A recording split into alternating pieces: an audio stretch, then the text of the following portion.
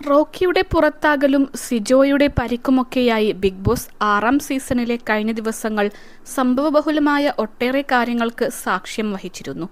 അതിൽ പലതും തികച്ചും നാടകീയമായ സംഭവങ്ങൾ തന്നെയായിരുന്നു. എന്നാൽ ഇപ്പോൾ ബിഗ് ബോസും ഇക്കാര്യത്തിൽ സസ്പെൻസ് നൽകുന്ന കാര്യത്തിൽ ഒട്ടും പിന്നിലല്ല എന്നാണ് തെളിയിച്ചിരിക്കുന്നത്. ബിഗ് ബോസ് ഹൗസിൽ ഈ ആഴ്ച എവിക്ഷൻ ഇല്ലെന്നാണ് ഇപ്പോൾ വന്നിരിക്കുന്ന പ്രഖ്യാപനം. സിജോയുടെ പരിക്കും അതുമായി ബന്ധപ്പെട്ട ചികിത്സയും ഒക്കെയാണ് എവിക്ഷൻ ഇല്ലാത്തതിന് കാരണമായി പറയുന്നത്. ഇതോടെ ലോട്ടറി അടിച്ച സന്തോഷത്തിലാണ് മത്സരാർത്ഥികൾ. നോമിനേഷനും വോട്ടിംഗും ഒക്കെ അസാധുവാക്കിയിരിക്കുകയാണ് ബിഗ് ബോസ്. തിങ്കളാഴ്ച നടന്ന നോമിനേഷനിൽ നിരവധി ആരോപണ പ്രത്യാരോപണങ്ങളാണ് മത്സരാർത്ഥികൾ തമ്മിൽ നടത്തിയത്. കള്ളത്തരം, പിന്നിൽ നിന്ന് കുത്തൽ, പക്ഷപാതം, കുത്തിത്തിരിപ്പ് എന്നിങ്ങനെ നിരവധി കാരണങ്ങൾ ഓരോരുത്തരും നോമിനേഷൻ സമയത്ത് ഉന്നയിച്ചു. എന്നാൽ ഇപ്പോൾ അതൊക്കെ വെറുതെ ആയെന്നാണ് ബിഗ് ബോസ് അറിയിപ്പോടെ വ്യക്തമായിരിക്കുന്നത്.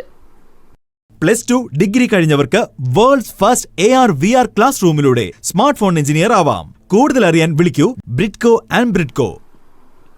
ഇത്തവണ നോമിനേഷനിൽ ഏറ്റവും കൂടുതൽ വോട്ട് ലഭിച്ചത് ഗബ്രിക്കും ജാസ്മിനും ആണെന്നതാണ് പ്രത്യേകത. നോറ, അൻസിബ, ശ്രീരേഖ എന്നിവർക്ക് 2 വോട്ട് വീതവും, ജാൻമണി, യമുന എന്നിവർക്ക് 3 വോട്ട് വീതവും, ജാസ്മിൻ 7 വോട്ട്, ഗബ്രി 10 വോട്ട് എന്നിങ്ങനെയായിരുന്നു നോമിനേഷനിൽ കൂടുതൽ വോട്ട് ലഭിച്ചവരുടെ കണക്കുകൾ. എന്നാൽ ഈ പ്രക്രിയ അസാധുവായതോടെ ജാസ്മിനും ഗബ്രിക്കുമാണ് ഏറ്റവും ആശ്വാസമെന്നാണ് ചില പ്രേക്ഷകർ പറയുന്നത്.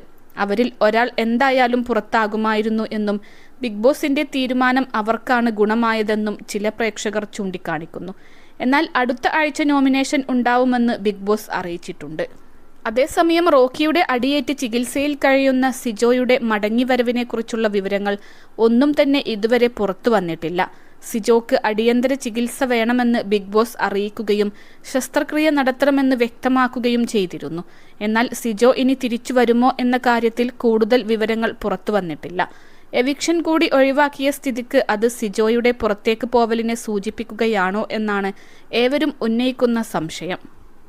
21 ലക്ഷത്തോളം സന്തുഷ്ടരായ ഉപഭോക്താക്കളും 2 ലക്ഷത്തോളം തിമിര ശസ്ത്രക്രിയകളും പൂർത്തിയാക്കിയ മലബാറിലെ ഏക കണ്ണാശുപത്രി അൽ സലാമ ഹൈ ഹോസ്പിറ്റൽ റോഡ്, പെരിന്തൽമണ്ണ.